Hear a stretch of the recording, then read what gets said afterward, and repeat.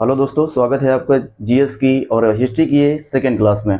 तो आज हम आपको बताने वाले हैं कि पिछली क्लास में हमने आपको बताया था कि पृथ्वी की उत्पत्ति कैसे होती है और जीवन की उत्पत्ति के बारे में बताया था, कैसे भी जीव किस तरीके से आया है, सबसे पहले कहाँ पर आया था। और इसी के तहत हम आगे आपसे चर्चा करना चाहेंगे, बताना चाहेंगे कि पृथ्वी की उत्पत्ति के बाद और जीवन की उत्पत्ति के बाद मानव की उत्पत्ति कैसे होती है। तो मानव की जो उत्पत्ति है वो किस काल में हुई, सबसे पहले क्वेश्चन बनता है। और मानव का विकास किस काल में हुआ। हमने समय के समय को जो है कि 5 भागों में डिवाइड किया था, कि जैसे हमने बताया कि 3 भाग थे उसके, इसमें से सबसे बड़ा जो था वो था महाकल्प। इसके बाद युग और इसके बाद कल्प होता है। महाकल्प की संख्या 5 थी और युग थे 4 और कल्पों की संख्या 18 थी, जिनमें से अब हम बात करने वाले हैं कि मानव की उत्पत्ति किस काल में हुई है। तो चलिए बात करते हैं कि मानव की उत्पत्ति मानव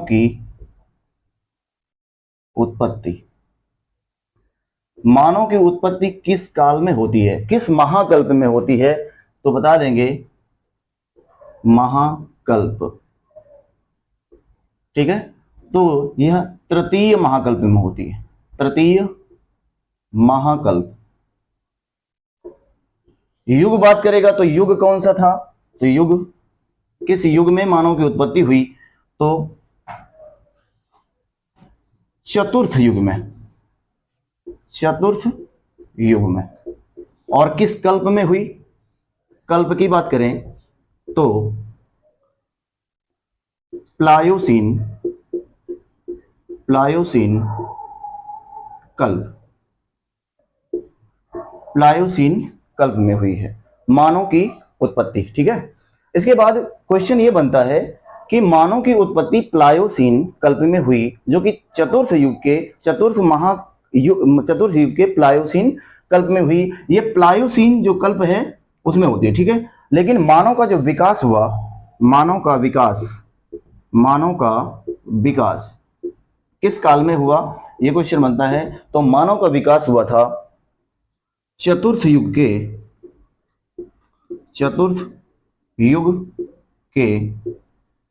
प्लीस्टोसीन चतुर्थ युग के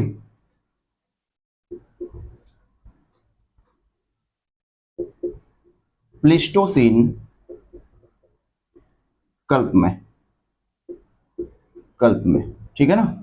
तो ये आपसे पूछा जा सकता है, तो आप बता सकते हैं कि तृतीय महाकल्प है, चतुर्थ युग है और प्लायोसीन कल्प है, और इसमें जो मानव की उत्पत्ति हुई, लेकिन मानव का जो विकास होता है वो होता है आपका प्लीस्टोसीन कल्प में। ठीक है, अब आगे हम बात करते हैं कि मानव की उत्पत्ति होती है तो ये काल हुआ, समय के अकॉर्डिंग हमने आपको बताया।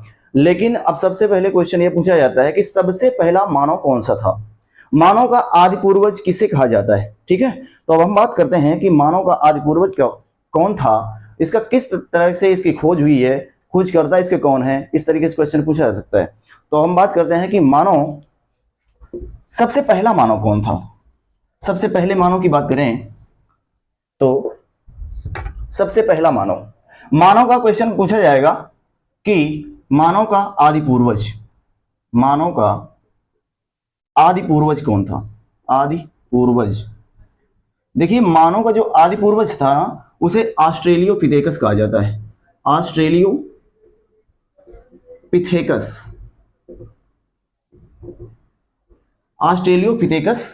कहा जाता है। ठीक है, मानव का जो आदि पूर्वज है वो कौन था, ऑस्ट्रेलियोपिथेकस।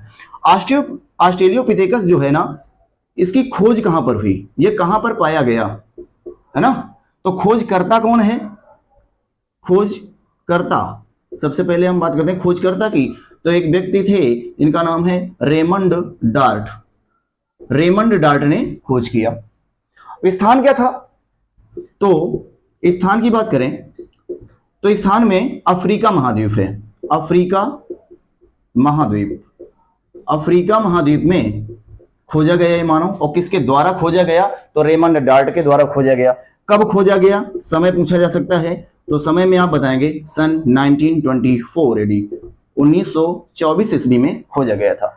अच्छा, स्थान में अफ्रीका के कहां पर खोजा गया, किस स्थान पर खोजा गया था, तो एक थी खान अफ्रीका के ट्रांसवाल ट्रांसवाल की चूने की खान से, ट्रांसवाल की चूने की खान से रेमंड डार्ट नामक व्यक्ति ने सन 1924 ईस्वी में ऑस्ट्रेलियोपिथेकस की और साक्ष्य क्या खोजा।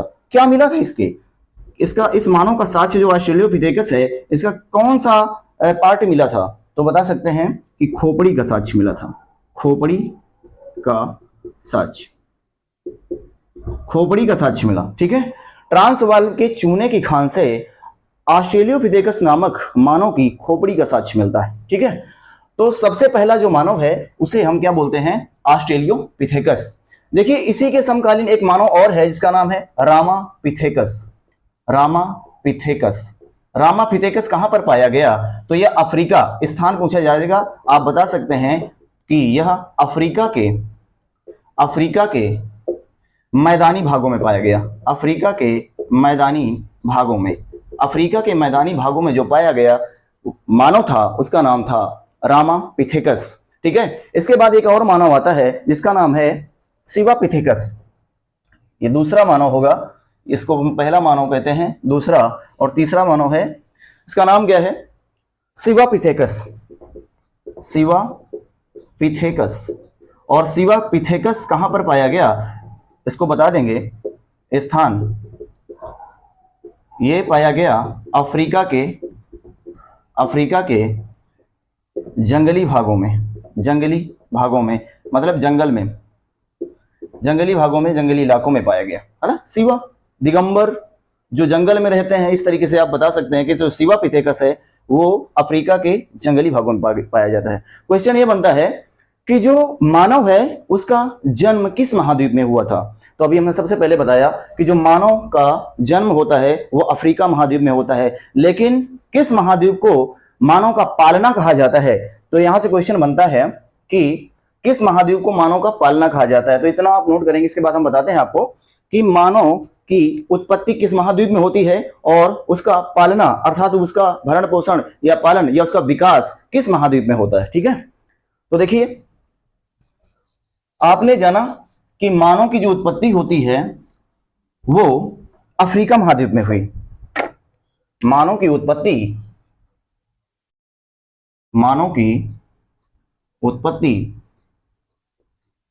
अफ्रीका महाद्वीप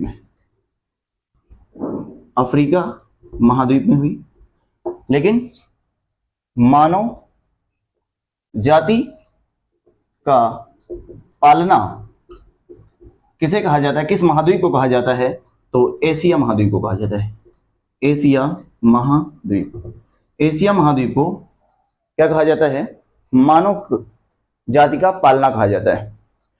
अब यहां से क्रमवार आपको बताना चाहेंगे कि मानव, ये जो पहला मानव ऑस्ट्रेलियोपिथेकस है, उसी के समकालीन मानव रामापिथेकस और उसी के समकालीन मानव शिवापिथेकस था। रामापिथेकस जंगली भागों में पाया गया, जबकि शिवापिथेकस अफ्रीका के, रामापिथेकस मैदानी भागों में, जबकि शिवापिथेकस अफ्रीका के जंगली भागों में पाया गया था। पहला मानव जिसे हमने बताया ऑस्ट्रेलियोपिथेकस के नाम से जाना गया, जिसकी खोज रेमंड डार्ट नामक व्यक्ति ने सन 1924 ईस्वी में की, और ये अफ्रीका के ट्रांसवाल की चूने की खान से ऑस्ट्रेलियोपिथेकस की खोपड़ी का साक्ष्य खोजा था।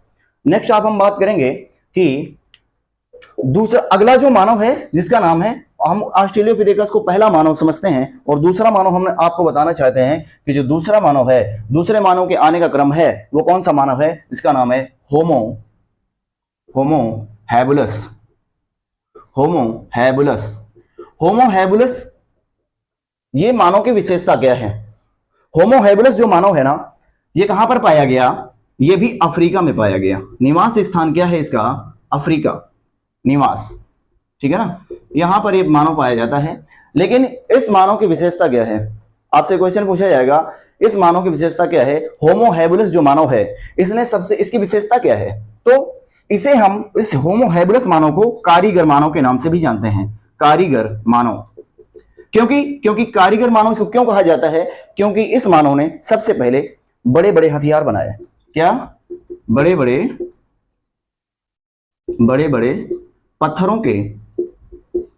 पत्थरों के औजार, बड़े बड़े पत्थरों के औजार बनाए थे।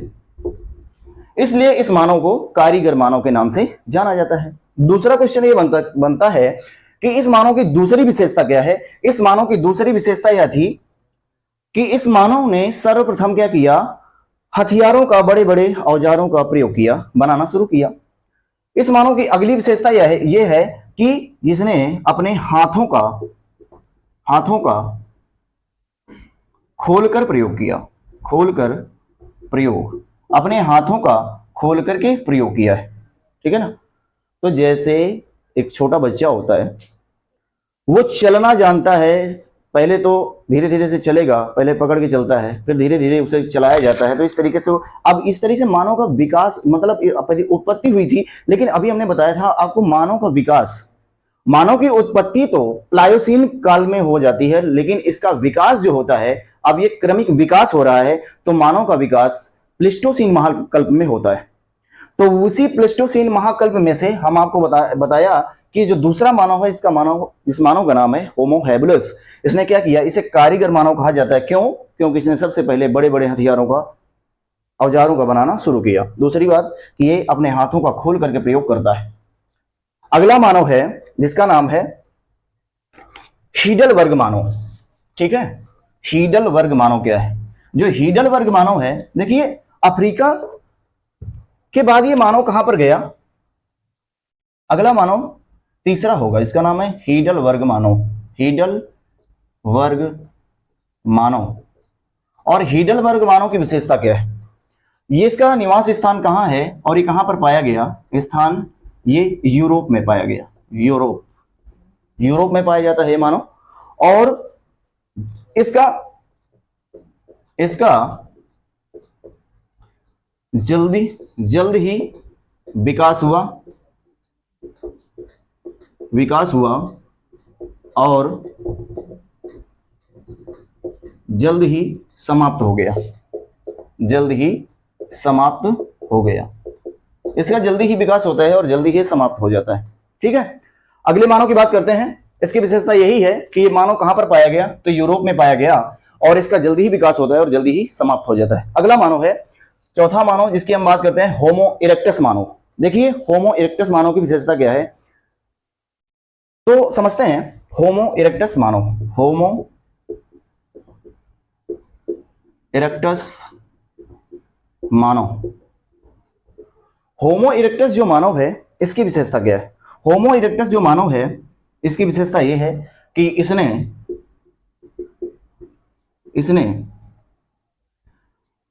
सर्वप्रथम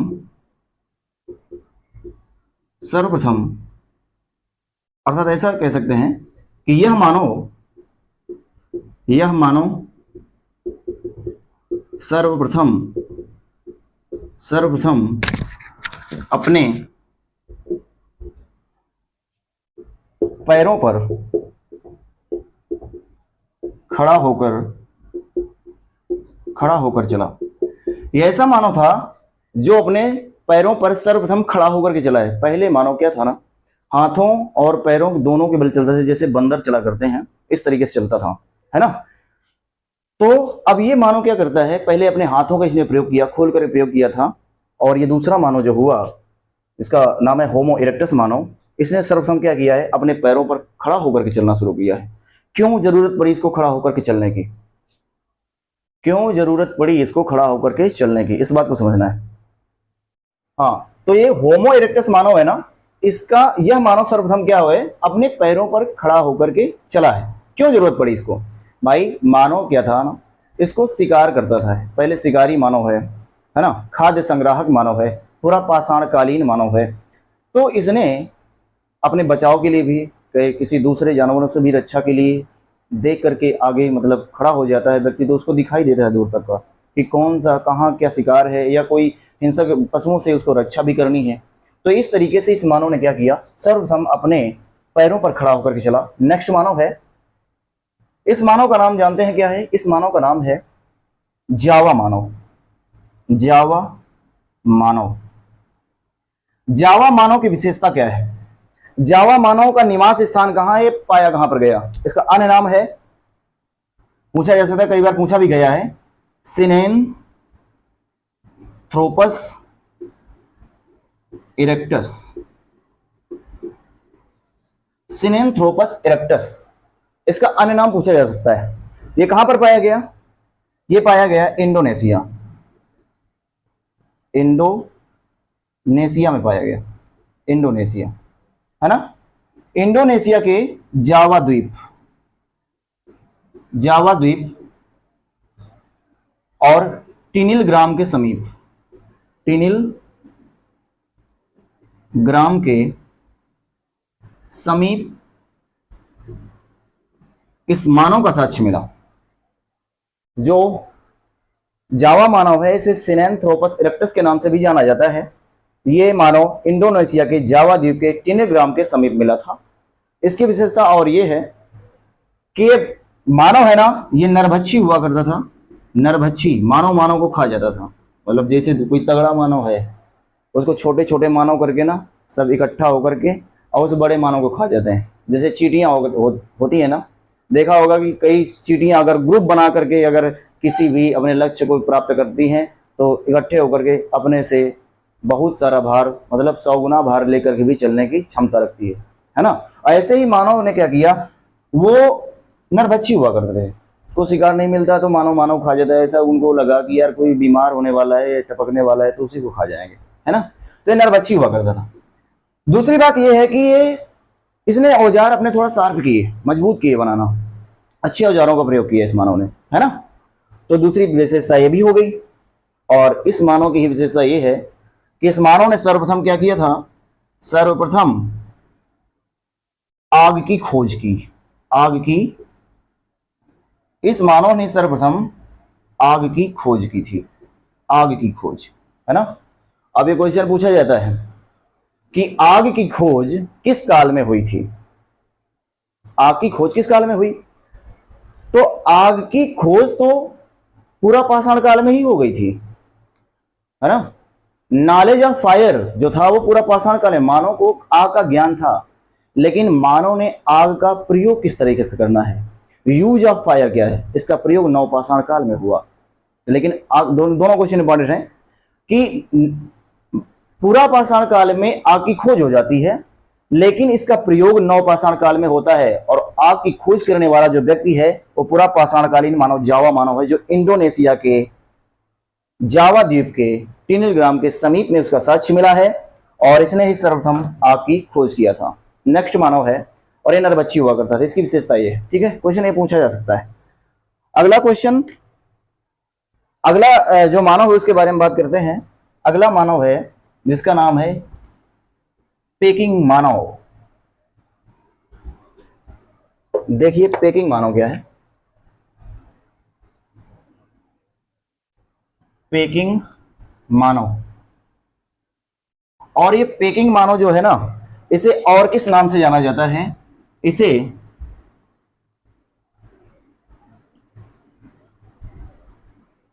पिथिकेंथ्रोपस इरेक्टस के नाम से जाना जाता है।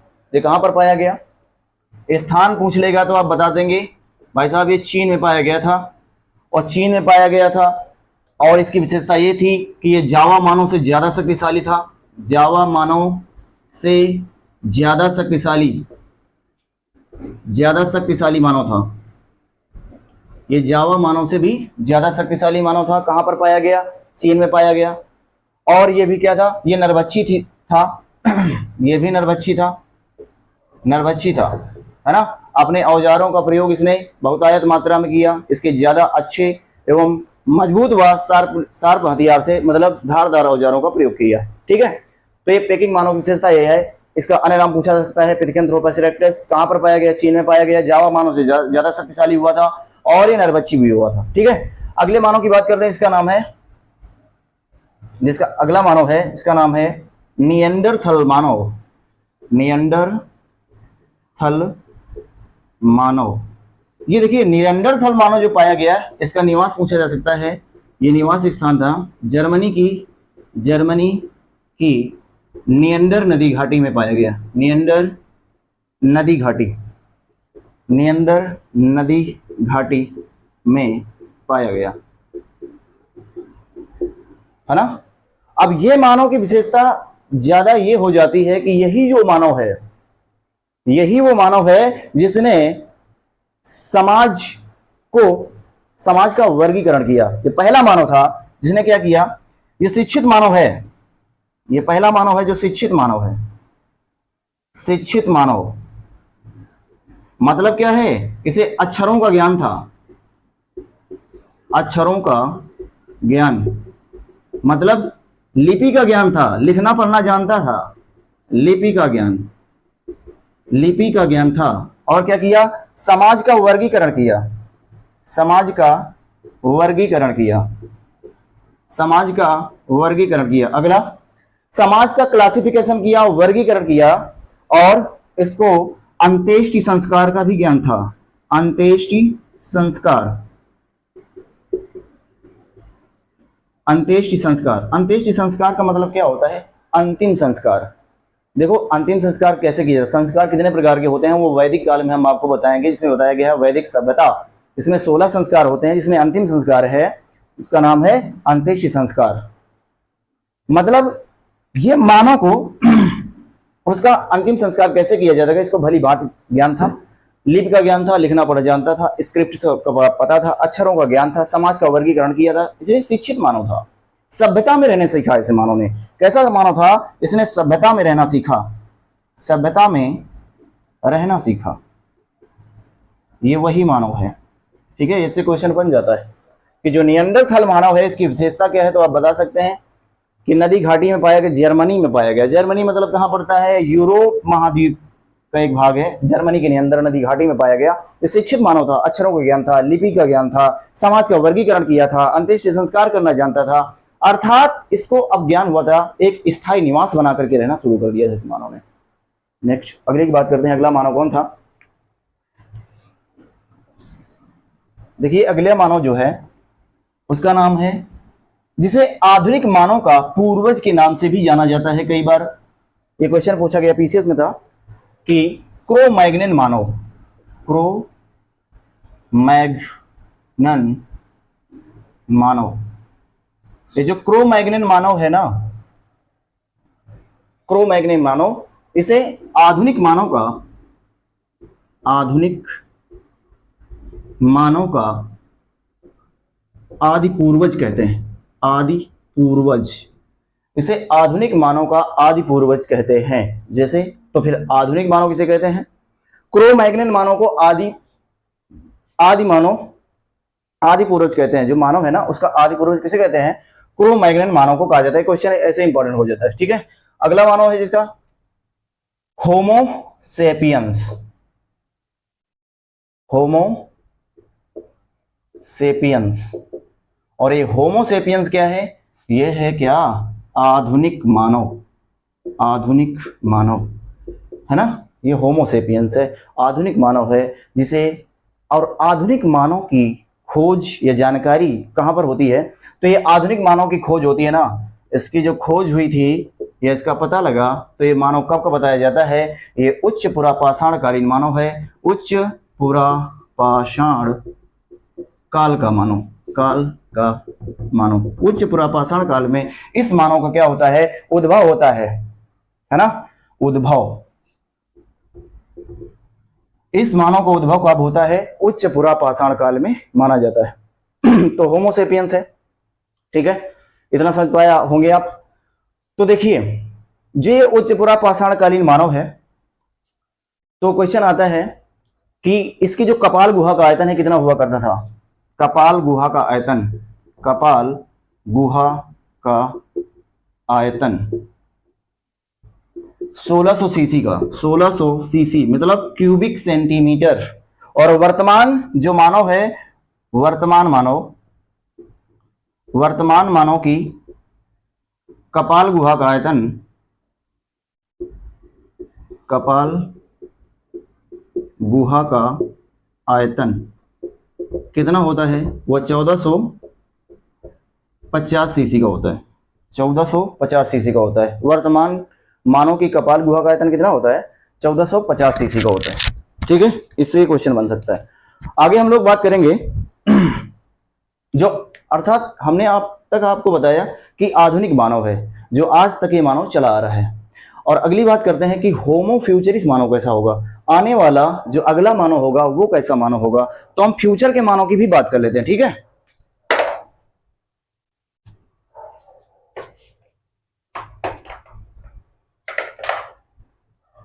फ्यूचर का मानव कैसा था, देखिए अगला मानव क्या है, फ्यूचरिस्ट, होमो फ्यूचरिस्ट मानव।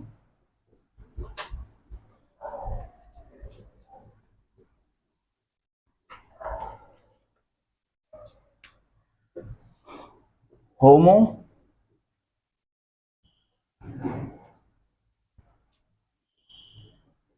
होमो फ्यूचरिस्ट मानव मतलब भविष्य का मानव, इसको क्या बोलते हैं, भविष्य का मानव। भविष्य का मानव कैसा था, इस बात को समझ रहे हैं, कैसा होगा था क्या, भविष्य में कैसा मानव हो सकता है। आप लोग समझते हैं कि इसमें क्या होगा, ये भविष्य का मानव कैसा होगा, इसमें अवशेषी अंग नहीं होंगे, अवशेषी अंग नहीं पाए जाएंगे, नहीं पाए जाएंगे। अवशेषी अंग क्या है भाई, अरे मानव के अवशेषी अंग क्या है, जैसे इसमें क्या होता है, अपेंडिक्स होती है, अपेंडिक्स हमारे शरीर में अपेंडिक्स जो होती है ना, वो छोटी आंत और बड़ी आंत के बीच में उंगली नुमा संरचना होती है, जिसे बोलते हैं अपेंडिक्स से, है ना, उसको सीकम के नाम से भी जाना जाता है। तो अपेंडिक्स होती है ना, तो अपेंडिक्स नहीं होगी, इसमें अक्ल दाढ़ नहीं होगी, जो अक्ल दाढ़ होती है ना, अक्ल दांत, अक्ल दांत इसमें नहीं पाए जाएंगे। और क्या होंगे, इसमें बाल नहीं पाए जाएंगे, बाल नहीं पाए जाएंगे। और क्या नहीं होगा, जो बाल तो होंगे ही नहीं, है ना। और कर्ण पल्लव पेशियां भी नहीं पाई जाएंगी, कर्ण पल्लव पेशियां, कर्ण पल्लव पेशियां भी नहीं पाई जाएंगी।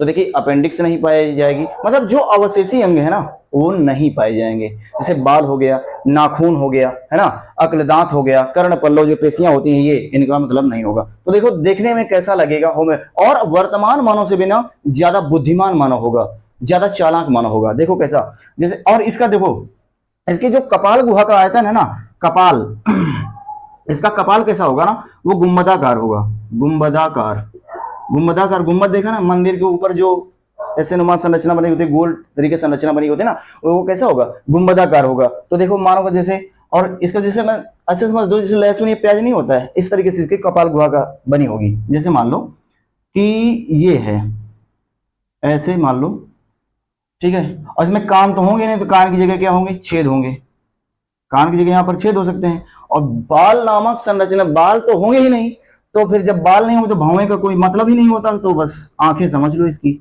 ये आंखें होंगी, ठीक है, आंखें होंगी। नाक तो भाई साहब होगी, और शेषी में नहीं आता है, और ये मानो हंस रहा है, ठीक, ये हो गया। और क्या होगा, गर्दन बहुत कम होगी, जी भाई मानो तैयार हो रहा है, ठीक है, ये पैर हो गए भाई इसके। ये जो होगा होमो फ्यूचरिस्ट मानो होगा, हाथ हाथ बना दें, ठीक है ना, होमो फ्यूचरिस्ट मानो। तो बाल भाई नहीं पाए जाएंगे इसके, इसमें कान कर्ण पल्लव पेशियां नहीं होंगी, इसमें भावें हमें नहीं होंगी, मतलब इसे चिकना मानो होगा एकदम से। और कैसा होगा, एकदम से। और सिर का कैसा है, ये गुंबदाकार है सिर, गुंबदाकार देख रहे हो, इस तरीके से मानव पाया जाएगा। ये था होमो फ्यूचरिस्ट मानव। तो मानव का विकास जो होता है ना, वो कुछ इस तरीके से हुआ है। आपसे जितने बनने को वाले क्वेश्चन होंगे एग्जाम के पॉइंट ऑफ व्यू से हमने आपको बता दिया, लेकिन अभी हमने ये बताया क्या, कि मानव का जो उत्पत्ति हुई है वो किन जीवों से हुई है, किससे मानव की उत्पत्ति होती है, इस बात को देखिए समझिएगा थोड़ा सा। मानव की उत्पत्ति जो होती है ना, वो किससे होती है, उसको समझिएगा। मानव की उत्पत्ति किससे हुई है, अर्थात वो हमारे पूर्वज कौन से हैं जिससे हम लोग आए हैं, जिससे हम लोगों का विकास हुआ है, ठीक है। तो मानव की जो उत्पत्ति हुई है वो प्राइमेट्स से हुई है, प्राइमेट्स। और प्राइमेट्स जो होता है वो स्तनधारी वर्ग होता है, स्तनधारी वर्ग, है ना। और इसमें कौन कौन आता है, तो इसमें आते हैं, देखिए कपी आता है, कपी, gorilla, gorilla, orangutan, orangutan, chimpanzee, chimpanzee, छुछुंदर से भी कोई कोई इतिहासकार बोलता है, छुछुंदर, है ना, छुछुंदर, चिंपैंजी, गोरिल्ला, ओरांगुटान। आदि से, आदि से क्या हुआ है, मानव का उद्भव हुआ है। तो हमारे पूर्वज कौन है, ये लोग हैं, मतलब ये पूर्वज हैं। और बंदर नहीं है, बंदर से मत कहिए, बंदरों के जैसा एक अपी था, एक अलग वर्ग था, जिससे ही मानव का विकास हुआ है। तो विकास जो हुआ है ना, वो प्लीस्टोसीन काल में हुआ है, जबकि मानव की उत्पत्ति हुई है वो प्लायोसीन कल्प में हुई है। तो यहां तक हमने बताया कि मानव की उत्पत्ति कैसे हुई, इससे बनने वाले सारे क्वेश्चंस आपको बता दिए। नेक्स्ट क्लास में हम आपको बताएंगे पूरा पाषाण काल और उसका क्लासिफिकेशन, उसका वर्गीकरण किस तरीके से होता है। तो नेक्स्ट क्लास में आपको बताने का प्रयास करेंगे। जय हिंद।